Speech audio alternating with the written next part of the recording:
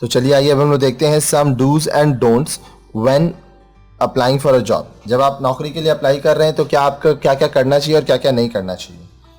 So you just have seen that applying for a job means all about having your biodata and covering letter as the best sells documents about you। तो अभी आप आगे के videos में पढ़ चुके हैं कि आपका बायोडाटा और कवरिंग लेटर आपके लिए एक सेल्स डॉक्यूमेंट है, ठीक है, जो ये बताता है एम्प्लॉयर को कि आप उस जॉब के लिए लायक हैं या नहीं, आपको ये जॉब देना चाहिए या नहीं। The following list of do's and don'ts will help you in preparing your application in a better way। अब देखिए यहाँ पे हम लोग डूज और डोंट्स पढ़ेंगे, क्या क्या करना चाहिए क्या क्या नहीं करना चाहिए, और इससे क्या होगा कि आप और अच्छे से सीख पाएंगे कि कैसे आपको एक जॉब के लिए अप्लाई करना चाहिए और क्या क्या चीज़ें ध्यान रखनी चाहिए। Follow all the instructions given in the advertisement. Advertisements में जो भी इंस्ट्रक्शन दिया है उसको ध्यान से पढ़ें और समझें और उसका पालन करें। If it says send 3 photographs or 3 copies of resume, do send as asked।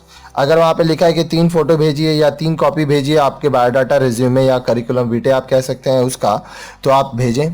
The employer may have his own reasons to ask you to do that. आप देखिए जो एम्प्लॉयर है अगर वो आपसे मांग रहा है 3 फोटो तो ज़रूर उसके पास कुछ रीज़न होगा ये मांगने के लिए। Make sure your application is sent and received on time. अब ये आप ध्यान रखें कि जो आप एप्लीकेशन भेज रहे हैं वो टाइम पर आप भेजें और वहाँ पे पहुँच जाए। Many companies do not even acknowledge late applications as they reflect on the poor timing management skill of the applicants। अगर मान लीजिए आपका एप्लीकेशन टाइम से नहीं गया तो बहुत सारे कंपनीज आपको एंटरटेन नहीं करेंगे, आपको इंटरव्यू तक के लिए नहीं बुलाएंगे, क्योंकि अगर आप समय पर अपना एप्लीकेशन नहीं भेज सकते तो आपका टाइम मैनेजमेंट बहुत ही ख़राब माना जाता है। Do include all documents in one application. आप जो एप्लीकेशन भेज रहे हैं उसमें अपना सारा रिलेटेड डॉक्यूमेंट्स भेजिए। अब ये रिलेटेड रेलेवेंट डॉक्यूमेंट्स क्या हैं? वो सारे डॉक्यूमेंट्स जो आपको इंटरव्यू के समय इस जॉब को पाने के लिए ज़रूरत पड़ेंगी। Make sure all your documents are in order and tied up properly with your covering letter on top. ये ध्यान रहे कि जितने भी आपके डॉक्यूमेंट्स हैं वो लाइन बाय लाइन हो और कवरिंग लेटर सबसे ऊपर हो।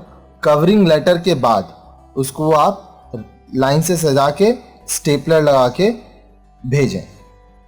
Do not use the same covering letter every time you apply for a job. अगर आप किसी जॉब के लिए अप्लाई कर रहे हैं तो एक ही कवरिंग लेटर सब जगह ना भेजें। Write a fresh covering letter every time you apply by making changes appropriate for the vacancy you are applying for. Do not customize it. हर बार आप जब किसी नए कंपनी में अप्लाई करेंगे तो एक कवरिंग लेटर उसके लिए लिखिए। एक कवरिंग लेटर लिख लिए हैं और उसी को बार बार नाम चेंज कर करके भेजना ये सही नहीं होता है। Don't assume that your application has been received. अपने मन से ये मत सोच लीजिए कि आप जो एप्लीकेशन भेजे हैं वहाँ पे रिसीव हो गया है। Confirm from the employer or the placement agency if they have received your application। Employer या प्लेसमेंट एजेंसी से ये कंफर्म करवाइए कि उनको आपका एप्लीकेशन मिल गया है। Applications may be misplaced in post, even email should be confirmed।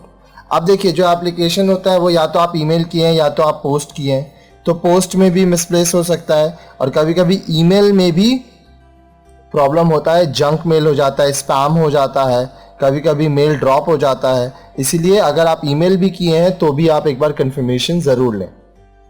Don't include written references in your application, include them only if asked. अगर मान लीजिए आप रेफरेंस नहीं मांगा है तो अपने मन से रेफरेंस देने का ज़रूरत नहीं है। Try to get all the facts before applying for a job and tailor your application accordingly। किसी नौकरी के लिए, किसी जॉब के लिए अप्लाई करने से पहले जो भी फैक्ट्स आपको ज़रूरत है वो आप अरेंज कर लें। साथ ही साथ जो एप्लीकेशन है उसी के हिसाब से, जो रिक्वायरमेंट है उसी के हिसाब से भेजें। If your application is not considered, then do not find out the reason. Learn from it। Knowing your weaknesses will help you to improve while applying second time। अगर आपका एप्लीकेशन कंसिडर नहीं किया गया है तो ये पता करिए कि क्या रीज़न था जिसके वजह से वो रिजेक्ट हुआ, उससे सीखिए। देखिए, अगर आप अपने वीकनेसेस को जानेंगे, आपकी कमज़ोरियों को जानेंगे, तो क्या होगा कि जब आप नेक्स्ट टाइम अप्लाई करेंगे कहीं, तो आप अपने वीकनेस को सुधार सकेंगे और गलतियां नहीं करेंगे। साथ ही साथ आपको नौकरी मिलने के चांसेस बढ़ जाएंगी।